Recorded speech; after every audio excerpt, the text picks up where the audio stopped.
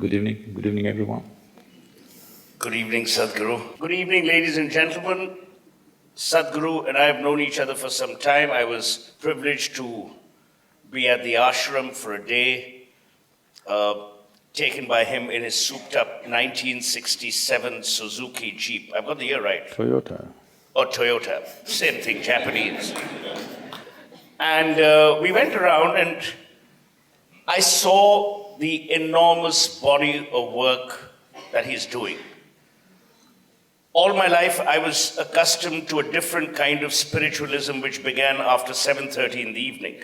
But for the first time, I noticed how humanism injected through a philosophy which is neutral, except passionate about life, can really impact the lives of people he and the foundation touch.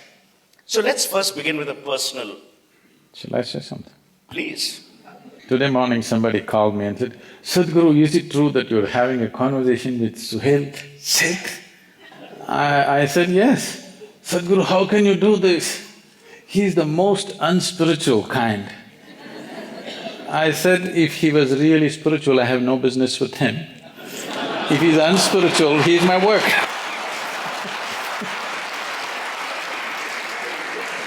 Those who are unspiritual are my work, and the thing is, if you want to have a conversation, they should be able to talk and the man can talk. So it's 1-0.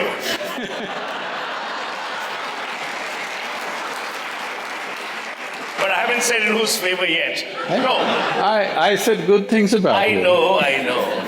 It's a very nice way of starting. You almost muzzled the anchor before. No, but interestingly, let's start with that.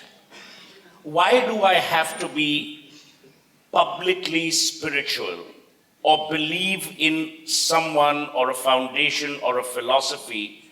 Isn't spirituality something that doesn't need definition if privately I'm a good human being? See, first of all, people's idea of spirituality comes from the common calendars that hang on their walls. They think, generally in this country, this image has spread. If you say, I'm spiritual, first question they ask is, what are the things you cannot do? So their idea of spirituality is, it's some sort of a disability. Spirituality is not a disability, it is a tremendous empowerment. You must be able to do more things than normal people do if you're spiritual. But generally, they think spiritual means you will not be able to do anything. I mean, something as simple as, because you mentioned the car, I'm saying, people will… initially they used to say, oh, he drives his own car, how is he a guru? I said, well, if I have a chauffeur, will I become a better guru? I drive my own car, I cook my own food, I do my own things. Is that a wrong thing to do? So, this idea of what is spiritual and not spiritual is something that I've been trying to bring proper perspective to. There is no human being on the planet who is not spiritual in some way. It is just that some people claim the mantle. No, so let's stay with this.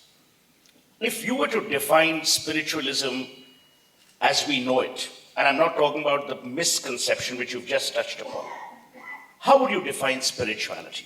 Well, let me tell you what the flip side is. In India, we have more gurus than we have traffic lights. Not true. We do. Okay, not gurus. There are more… Godmen, magicians. And there's almost a belief, and I really want your views on this because I've heard you espouse on this brilliantly earlier. There's almost a feeling that the man or woman must subjugate, bow down, and it's another kind of dependency that is created. So what in your mind is the essence of spiritualism? I will leave the word spiritualism because I don't know what that is. Spirituality essentially means that you have strived to make your experience of life beyond the realm of the physical. For you, what is beyond the physical is a living experience, it's not a belief. When you're in pursuit of this, your condition is this, that you're a seeker, you're not a believer. Because belief essentially means you have concretized your assumptions about life and beyond. Seeking means you have realized that you do not know. I do not know is a tremendous possibility. Only when you see I do not know, the possibility of knowing becomes a living reality for you. Seeking, longing, wanting to know, this becomes a possibility. So spirituality essentially means either you have reached a place where your experience of life is beyond your physical nature, you're able to touch that which is beyond physical, or you're in a state where you're seeking. That means you have admitted your ignorance about the nature of this existence and your own existence. Do you believe that sometimes our insecurities or our egos prevent us from admitting to our insecurities and that we need I said I don't… quest? I said I'm not for belief. Well, in a manner people will… No, I know, it's become so much a part of our daily language, I believe this, I believe that, then I believe other things, everything. So I am trying to banish the word belief. What you know, you know. What you do not know, you do not know. What's the problem with this? What I know, I know. What I do not know, I do not know. It's wonderful and human of us to see what we do not know as we do not know. Unless we see that, we will never strive to know. So, when it comes to this, about people not admitting their ignorance, because I think it is the nature of education, it is the way we have been conducting lots of things, where ignorance is considered a bad thing. Ignorance is a borderless thing, okay? Ignorance is a borderless reality. What you are yet to know is a limitless possibility. What you know is a tiny little thing. So you are identifying with the tiny little thing that you know and you're ignoring an immense possibility which you do not know. A constant admittance that I do not know so much about this existence is what makes you into an active, open intelligence. Otherwise, you will become… there are words which I don't want to use. Over time, we've seen more and more spiritual movements take shape in our country, in countries elsewhere. We've seen more and more people across strata, across income, across education, actually take to this path. Why do you think that's happened? See, this is a fundamental human longing. This can never be put down. This is… wherever you are as a human being, you want to be something more. That something more happens, you want to be something more. This is an endless thing. If I make you the king of this planet, I will not, okay? No, neither will I become. So, even if you're made the king of this planet, you will naturally look at the stars. This is the nature of human intelligence. You cannot… people think spirituality means to be content with what you have. Contentment is containment. That is not the nature of human intelligence. Human intelligence does not want more, it wants all.